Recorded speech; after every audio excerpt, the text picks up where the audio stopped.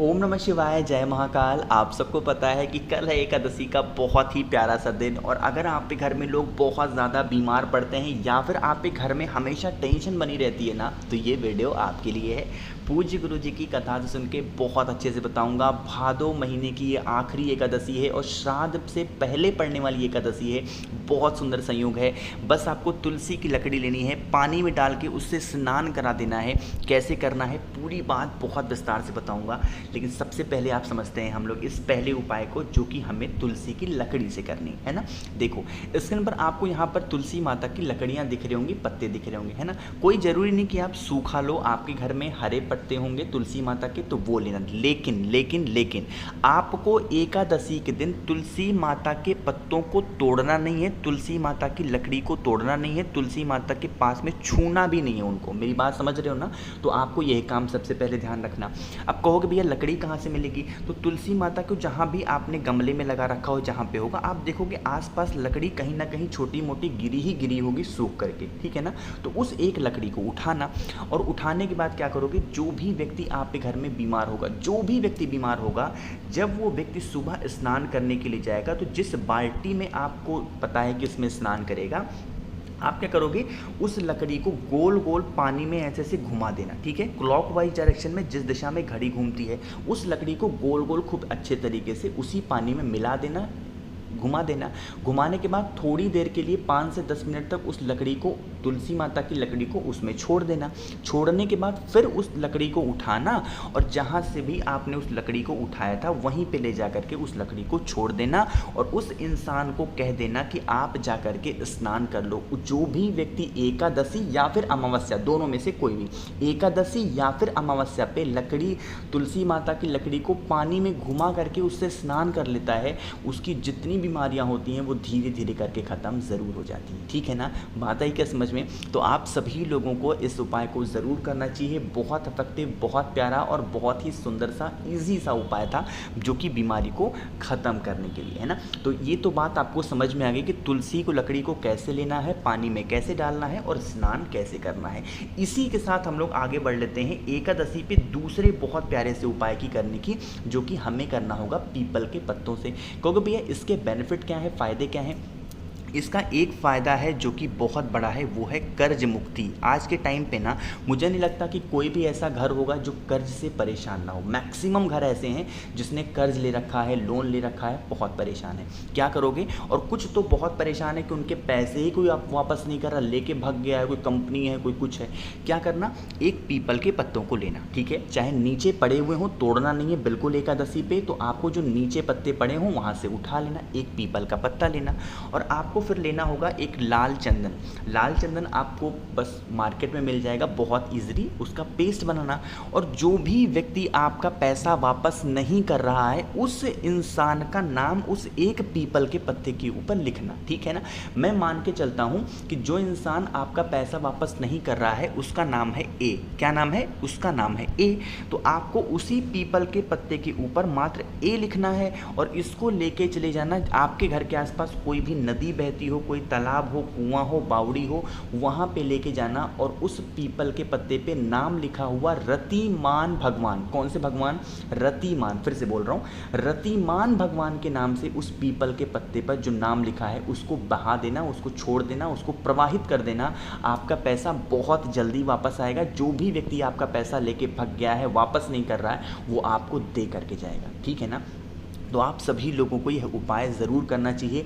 एक तो एकादशी का दिन है, साथ ही साथ मंगलवार का प्यारा सा दिन। तो हनुमान जी आप सभी की सारी जो भी कर्ज की समस्याएं होंगी वो दूर ज़रूर करेंगे, ठीक है ना। समझ में आई बात मेरी। तो यहाँ पे 2 उपाय बहुत छोटे छोटे, बहुत ईजी मैंने आप सभी को बताए हैं। इसी के साथ हम लोग अब तीसरे उपाय की भी बात कर लेते हैं। और यह तीसरा उपाय किसके लिए है और क्या करना है, उससे पहले एक छोटा सा काम आप सब कर लीजिए। वो है कि वीडियो को कर दीजिए लाइक, जिसने अभी तक नहीं किया। और हाँ, अगर आप मेरी आवाज़ पहली बार सुन रहे हैं, अचानक से चैनल पे आ गए हैं, तो चैनल को सब्सक्राइब करिएगा, ठीक है ना।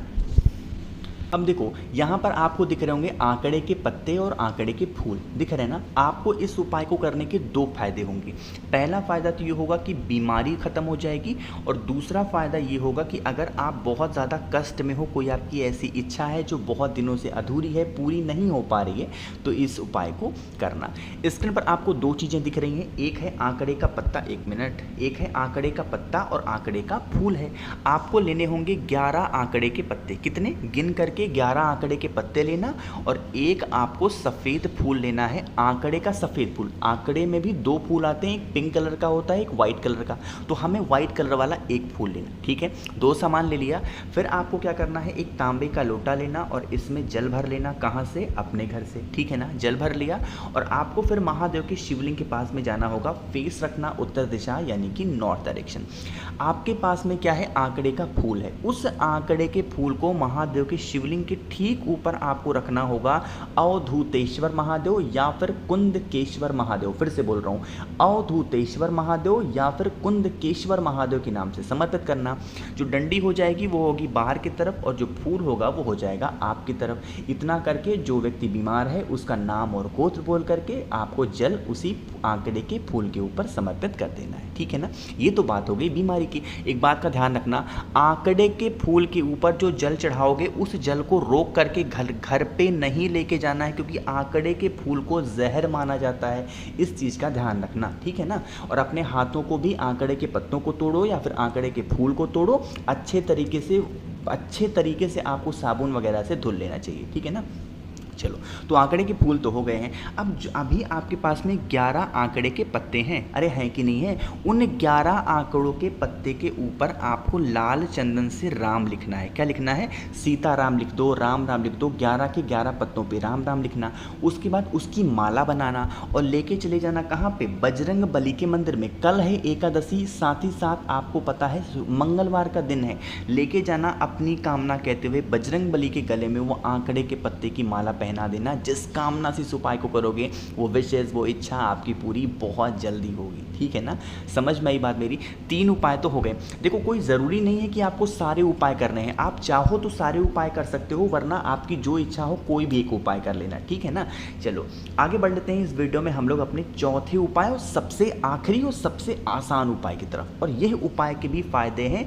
आपकी बहुत पुरानी कोई मनोकामना है, इच्छा है, अधूरी है, पूरी नहीं हो पा रही है, तो आपको करना चाहिए। ठीक है ना, देखो अब आपको एक चीज़ ये बता दूं कि अगर आपको मुझसे फ़ोन पे बातें करनी है, मैसेज बातें करनी है, तो नीचे आपको सब्सक्राइब के बगल में ज्वाइन का बटन दिख रहा है, आप हमें वहाँ पे जुड़ सकते हैं। या फिर आपको मुझसे अगर इंस्टाग्राम फेसबुक पे बातें करनी है तो वहाँ पे सर्च करके मिल सकते हैं द नेचुरल प्लैनेट 108। ठीक है ना, देखो स्क्रीन पर आपको दिख रहा होगा बेलपत्र, तो आपको एक बेलपत्र लेना, बहुत प्यारी सी, बहुत सुंदर सी। साथ ही साथ आपको इत्र भी लेना होगा, मात्र बस 1 बूंद इत्र की चाहिए।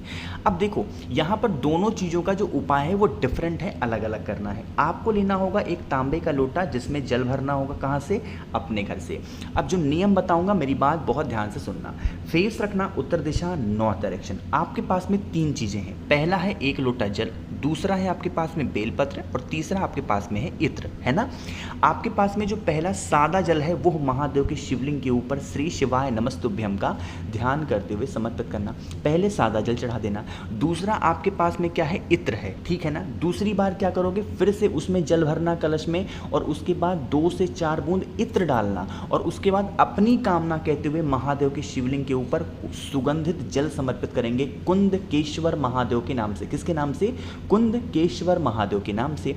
अभी फिर वीडियो खत्म नहीं हुई है, अभी आप फिर उसी कलश के अंदर जल भर के लेके आना और आपके पास में अभी बेलपत्र है, फिर तीसरा जल बेलपत्र को उस कलश के अंदर डालना और अपनी कामना कहते हुए महादेव के शिवलिंग के ठीक ऊपर समर्पित कर देना। जो कामना है, जो विशेष है। फिर से समझा रहा हूँ। पहला जल बिल्कुल सादा सादा चढ़ाओगे, दूसरा जल आपको चढ़ाना होगा इत्र डाल करके और तीसरा जल आपको चढ़ाना होगा बेलपत्र डाल करके। यह उपाय एक नियम से करेंगे, कोई ज़रूरी नहीं कि आपको एक ही दिन करना है। जब भी आपको जल चढ़ाओ एक नियम से कि 2 दिन करूँगा, 3 दिन करूँगा, 6 दिन करेंगे, करके देखिएगा। जिस कामना से, जिस विश से, जिस इच्छा से इस उपाय को करोगे वो विशेष आपकी पूरी ज़रूर होंगी। कोशिश की इस पूरी वीडियो में मैंने आप सभी को बहुत अच्छा, बहुत प्यार से समझाने की। तो वीडियो पसंद आई हो तो लाइक करिए, रखिएगा। कुछ पूछना हो, नहीं समझ में आया, नीचे कमेंट सेक्शन में पूछें। और जितने भी भाई बहन मेरी आवाज़ को पहली बार सुन रहे हैं तो चैनल को सब्सक्राइब करिएगा। ओम नमः शिवाय, जय महाकाल।